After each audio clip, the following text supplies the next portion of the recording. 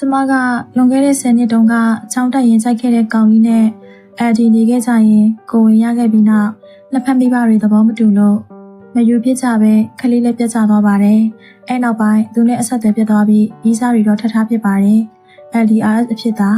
ကိုအတိတ်ကအကြောင်းတွေပြပြပြီးစိုက်ခဲ့တာပါ။ဒါပေမဲ့အဆင်မပြေခဲ့လို့ထပ်လမ်းခွဲခဲ့ပါတယ်။သူတို့လည်းအခုအိမ်အောင်ကြပြီးခလေးတွေလည်းရနေပါပြီ။လက်ရှိချစ်သူကောင်လေးရှိပါတယ်။တွေ့လာတဲ့တက်တန်းက2နှစ်ကျော်ပါ။နောက်2နှစ်လောက်နေရင်လက်ထပ်ဖို့ပလန်ချလာတာရှိပါတယ်။အဓိကပြဿနာကကျမရဲ့အတိတ်ကြောင့်ကိုသူ့ကိုလုံးဝမပြောပြထားတာပါ။အတိတ်နဲ့ပတ်သက်ပြီးအခုချိန်ဒီနောင်တတွေရနေတော့မလို့ပြောပြလိုက်ရင်အစကနေအသိပြန်ဖြစ်မှကြောက်နေတာပါ။မပြောပြရင်လည်းတစ်သက်လုံးလေးပြန်မတန်ဖြစ်တယ်လို့ပါ။တကယ်စင်းတွေကလည်းအချိန်တစ်ခုကျော်လွန်သွားပြီမလို့ပြောပြနေစရာမလိုတော့ဘူးလို့ပြောပါတယ်။အတိတ်ကလူလည်းသူ့အိမ်တော်နဲ့သူ့သားနဲ့ဖြစ်နေပါပြီ။ကျမဆိုရင်ကတစ်ချိန်မှသူကကျမရဲ့အတိတ်ကြောင့်ကိုသိသွားခဲ့ရင်ဘာတွေဖြစ်သွားမလဲဆိုတာကိုပါ။ RS လိုက်မှာကိစ္စမရှိပေမဲ့အိမ်တော်ကြပြီးမှဘေးပတ်ဝန်းကျင်ကြောင့်သိသွားမှဆိုတာပါ။သူကအရန်တဝင်တိုးတတ်ပါတယ်။သူ့ရဲ့ပထမဦးဆုံးချစ်သူကကျမပါပဲ။ကျမဘဝမှာလည်းသူ့ကိုပထမဦးဆုံးနေရာမှာထားစီခြင်းတဲ့သူမျိုးပါ။ကျမမှာဆက်ကိစ္စဖြစ်ပေါ်တာကလွဲလို့ဗီဇတွေများခဲ့ကြောင်းကိုတော့